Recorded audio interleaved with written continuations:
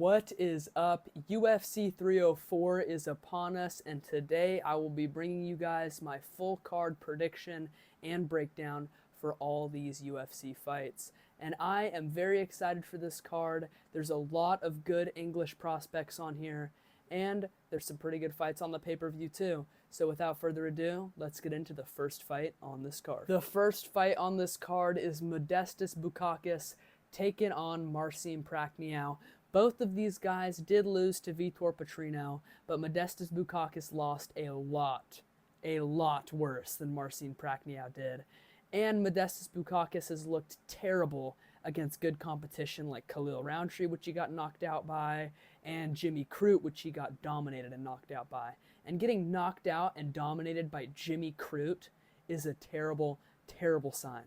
So for that reason, I am going to take Marcin Prachnio by a 30-27 decision. Next up, we have Sam Patterson taking on Kiefer Crosby.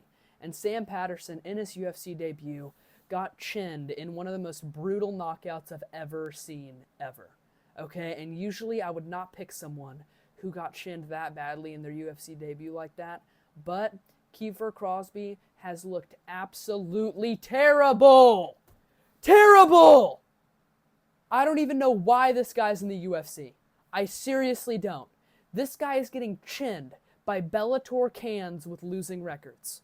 If you're getting chinned by Bellator cans with losing records, the UFC is not for you, pal. He's going to get absolutely chinned and KO'd by Sam Patterson, who does have pillow hands, by the way. And after that, he's probably going to get cut.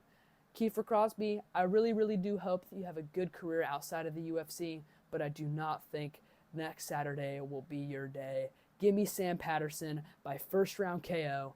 Next up, we have Christian Leroy Duncan taking on Gregory RoboCop Rodriguez, and these guys both carry some serious knockout power.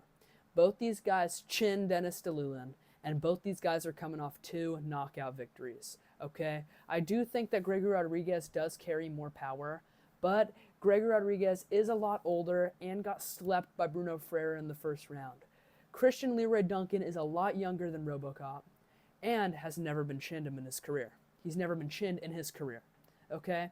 So I do think that one of these guys are going to knock each other out, but I do think that RoboCop is a little bit more chinny than Christian Leroy Duncan, so I am going to take Christian Leroy Duncan by first or second round KO. Next up, we have Obon Elliott taking on Preston Parsons. Preston Parsons literally carries zero power in his hands. But here's the thing.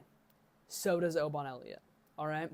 And one thing that I said about Obon Elliott before he fought Val Woodburn, which is the reason why I picked Val Woodburn, but he did beat up Val Woodburn pretty bad, is that he doesn't really specialize anywhere. Obon Elliott, he's not an amazing striker. He's not an amazing grappler. He doesn't have amazing cardio. He doesn't have an amazing chin, okay? But one thing I can say about Preston Parsons is he can wrap you up in a submission at almost any time, okay? And the only time where Preston Parsons is not succeeding on the ground is when somebody on the feet can beat him up on the feet, like when Daniel Rodriguez knocked him out in his UFC debut. But Obon Elliott is literally nowhere close to Daniel Rodriguez on the feet, and I don't think Obon Elliott really shows any concerns when it comes to Preston Parsons' game plan. So I do think that Preston Parsons is going to take this guy down and submit him. So my final prediction is going to be Preston Parsons by a second round. Next up, moving on to the prelims, we have Mick Parkin taking on Lukas Brzeski. And I absolutely hate the hype around Mick Parkin, okay? Just because he's 9-0 and trains with Tom Aspinall does not mean he's a future UFC champion, okay? All right? This guy cannot hurt a fly on the feet and cannot hurt a fly on the ground, okay? He's a big, plotty refrigerator, dude. He's a big old plotty refrigerator. This guy could barely even scrape by Muhammad Usman, all right? If you can barely scrape by Muhammad Usman, there's definitely some problems with your game, okay? He is 3-0 in the UFC, but they're all 3 decision wins. And Lukas Brzeski is coming off a win over big, slow, plotty Walter Walker. But here's the thing about Lukas Brzeski. He is a lot faster than Mick Parkin, okay? Lucas Brzeski is only about 230 pounds in the cage, which is actually really, really small for a heavyweight. But he's a lot faster than these big plotty oaf refrigerators like Mick Parkin. So for that reason, I am going to take Lucas Brzeski by a decision. Next up, we have Colin Loughran taking on Roman Tavares. Not Brad Tavares, Roman Tavares. And Brad Tavares is coming off one of the greatest prelim fights I've ever seen against Siri Saidi. I have no idea how to pronounce his first name. But that fight was absolutely amazing. And Ramon Tavares is super, super fast on the feet. And he does have some pretty powerful shots in those fists. And Colin Loughran is, I'm not even going to lie, he's super slow on the feet, dude. And he got dominated by Taylor Lapilus. And if you're getting dominated by Taylor Lapilus, you're not going to be able to hang with Ramon Tavares on the feet. And Ramon Tavares is 2-0 in the UFC, and he got a first-round knockout on the Contender Series. And after that insane fight that he had against Siri Saidi, I do think that he's going to beat Colin Loughran by a second or maybe a third round TKO. Next up, we have Molly McCann taking on Bruna Brazil. And Molly McCann is one of my favorite female fighters because she actually goes for the KO. She is a KO or get KO'd type of girl. And I honestly think that she is going to KO Bruna Brazil.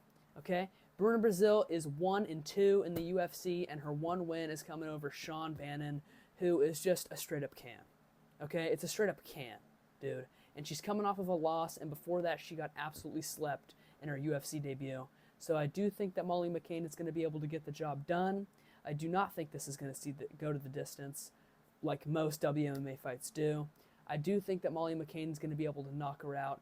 Hopefully it's by something cool like a spinning elbow like she did twice before.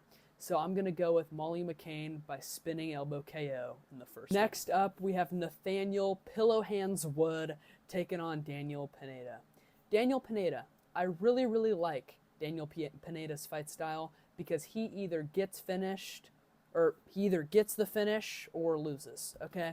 He always gets the finish whenever he wins, okay? He has 19 submission victories and 10 knockout victories.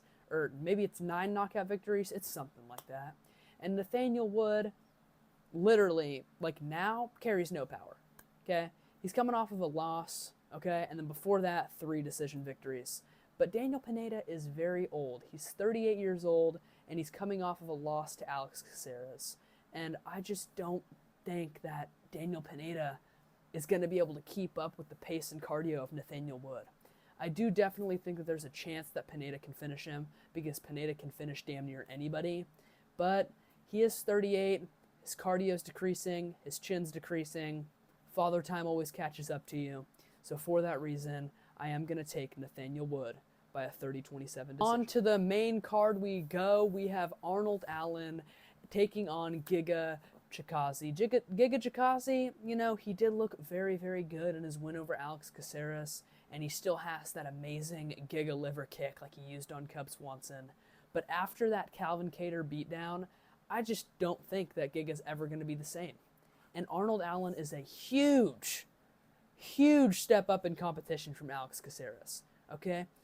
Arnold Allen should have 100% beat Movsar Evloev. I watched that fight back. It was a clear robbery, clear 29-28 win for Arnold Allen. And you can't even argue. You literally can't even argue 2 rounds for Evloev, okay? That illegal knee ruined everything for Arnold Allen, which was a stupid illegal knee. I'm still so mad about that fight because I love Arnold Allen too. And Arnold Allen is a very, very good fighter. I do see that people are kind of starting to doubt him a little bit. But literally, like,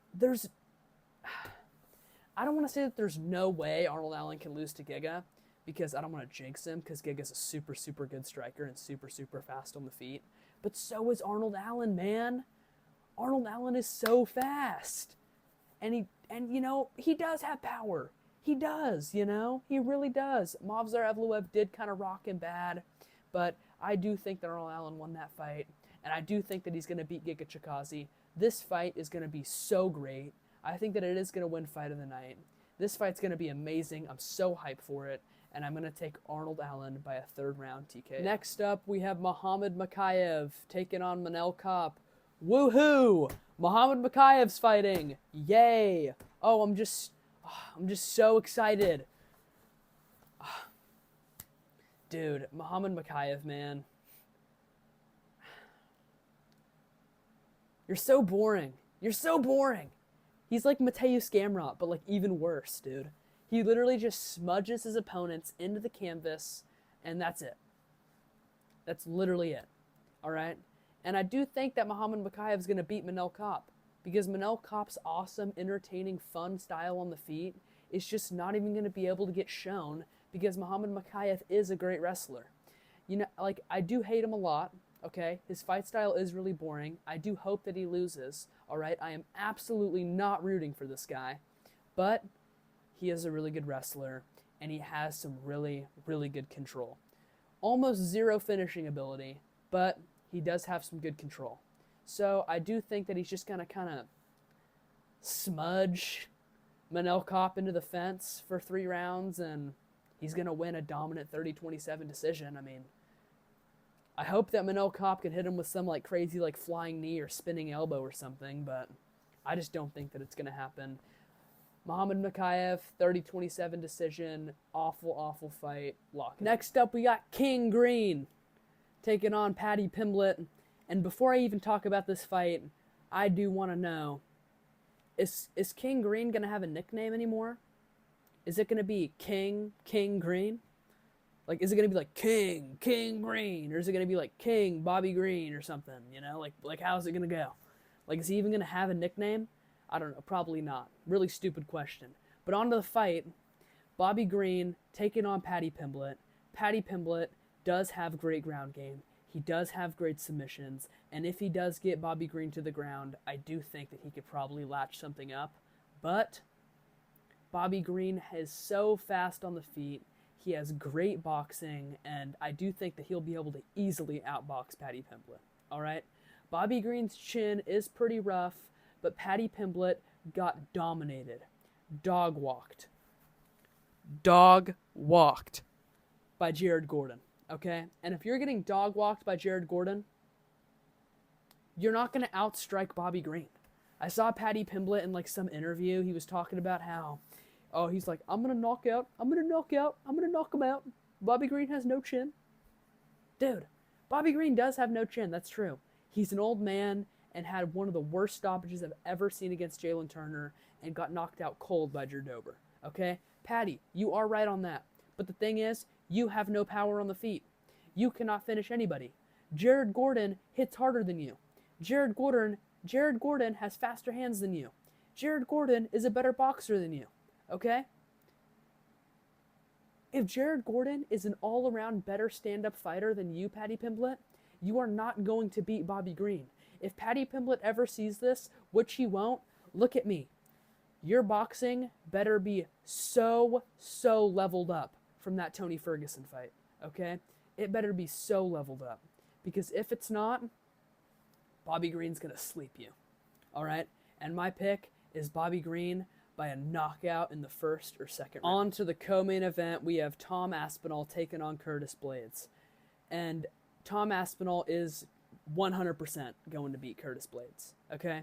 Tom Aspinall is either going to take him down and wrap him up and break his arm in 30 seconds, or he's going to hit him with a big clubbing right hand.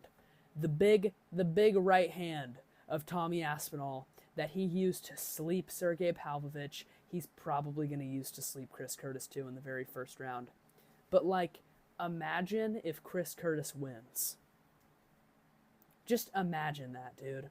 I would feel so bad for Tom Aspinall because he did all this trying to fight John Jones. John Jones ducked him completely.